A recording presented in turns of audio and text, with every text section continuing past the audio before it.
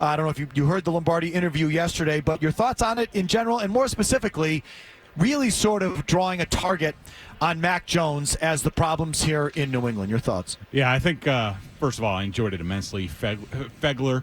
And also, if he's Jessup, then Mazz must be Lieutenant Weinberg over there. I kept quiet. I have no responsibilities here whatsoever. But the thing that probably irritated the most was about him saying that they picked the wrong guy at quarterback. First of all, it's completely hypocritical of everything that he says about how it wasn't the quarterback.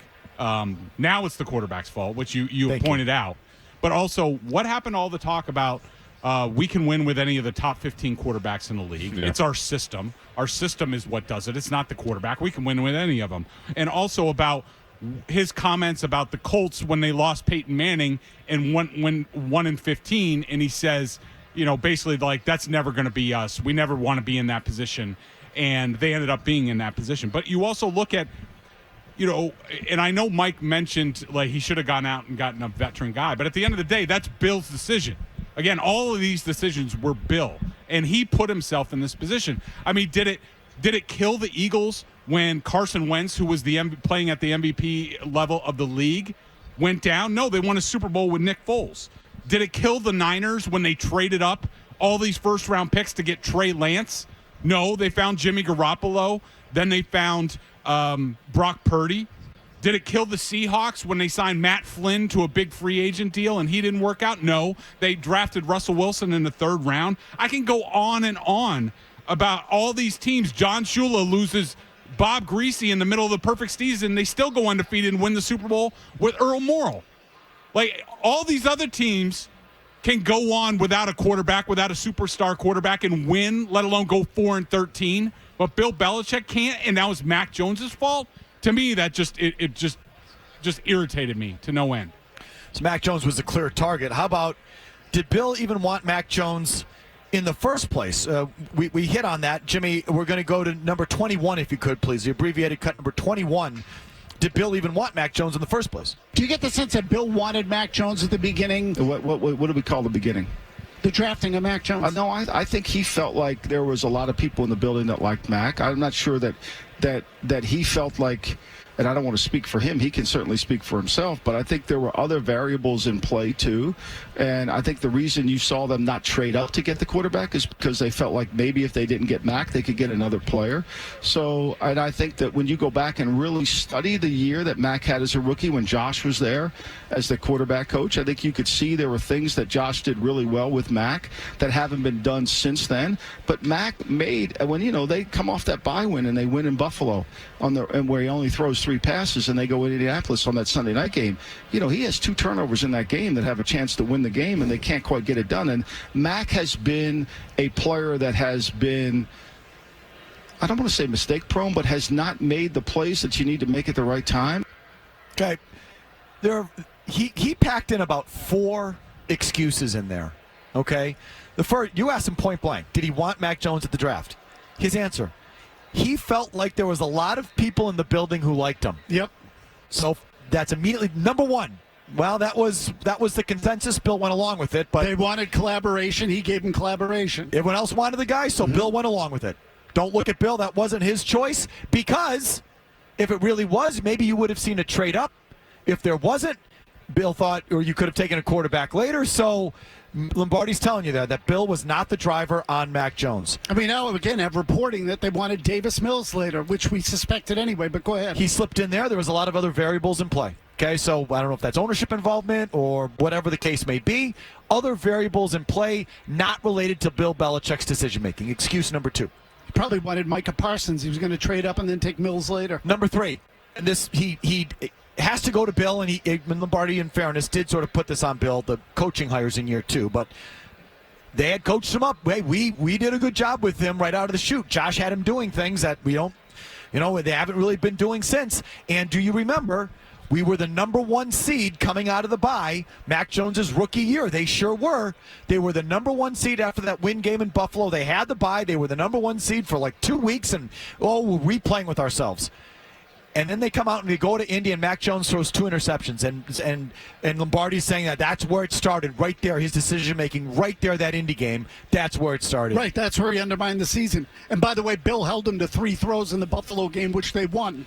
Then they went to Indianapolis, and he gave the ball back to Jones, and Jones puked on it. Greg, your thoughts?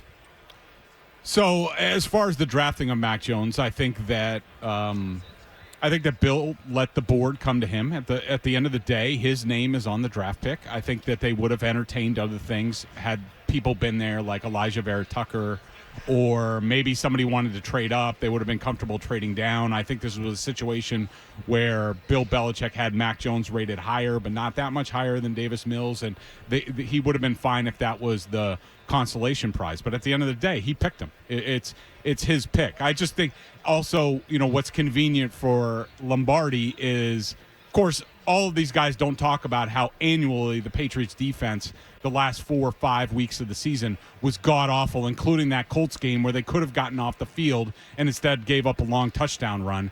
They love to leave this stuff out because it makes Bill look better. We're just reliving some of it before we go back to your phones. Was one of those picks Jones threw in that game a pick 6?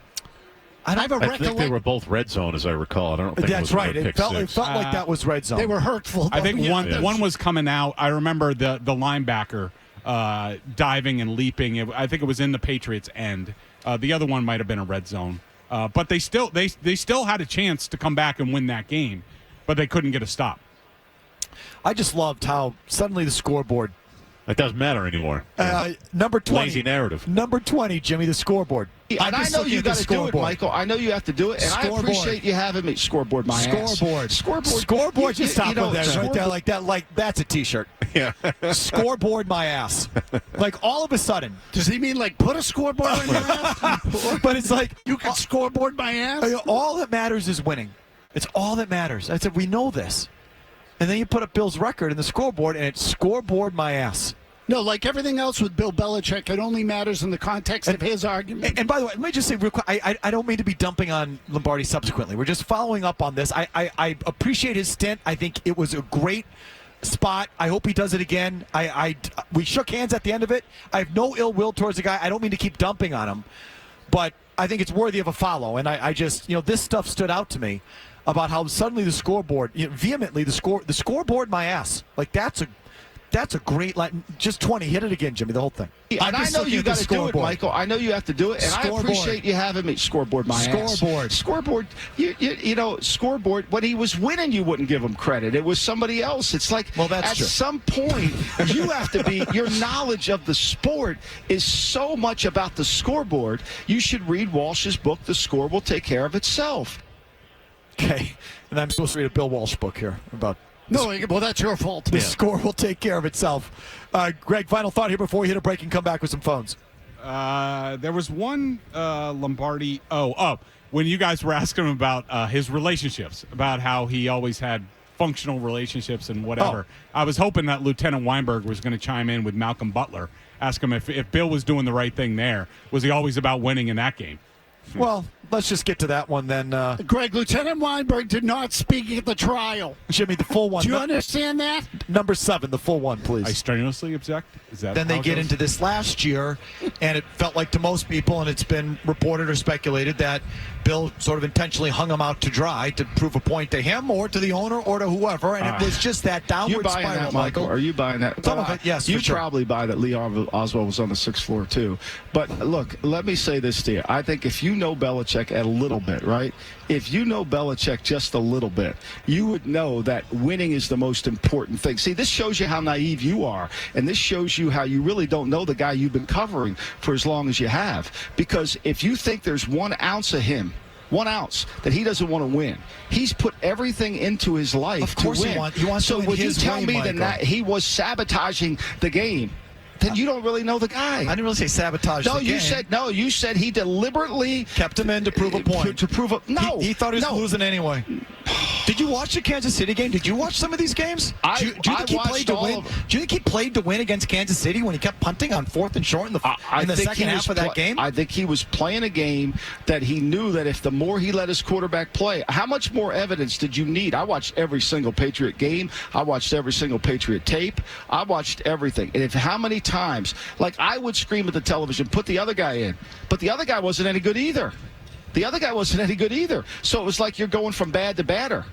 And at some point, you've got to sit there and say to yourself, like, okay, like we should have signed a veteran quarterback. We should have brought somebody else in.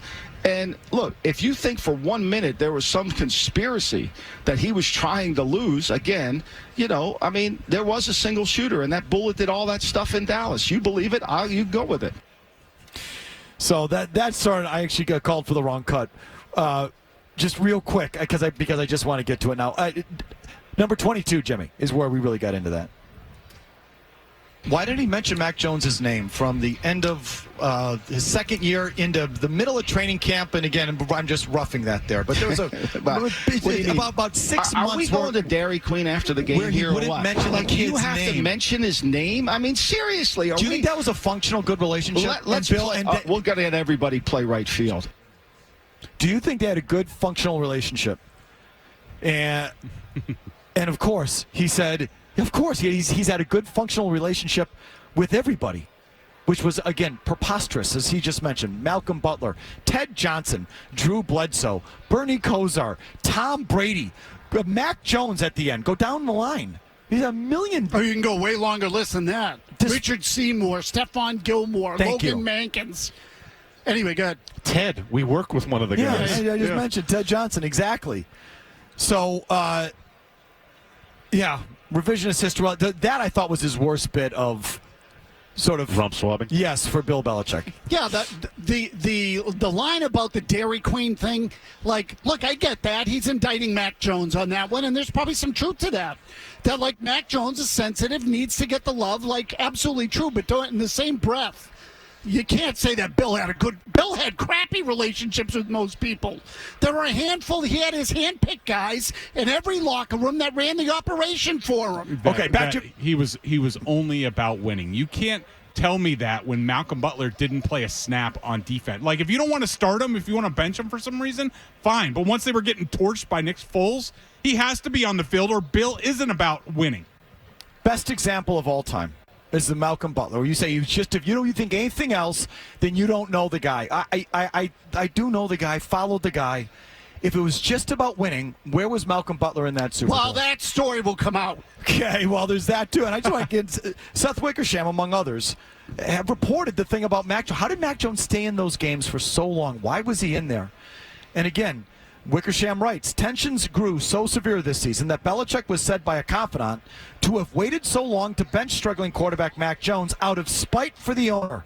Quote, it was an F.U. to Kraft, a source close to Belichick claimed.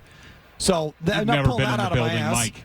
You've never been in the building. You don't know. This is true.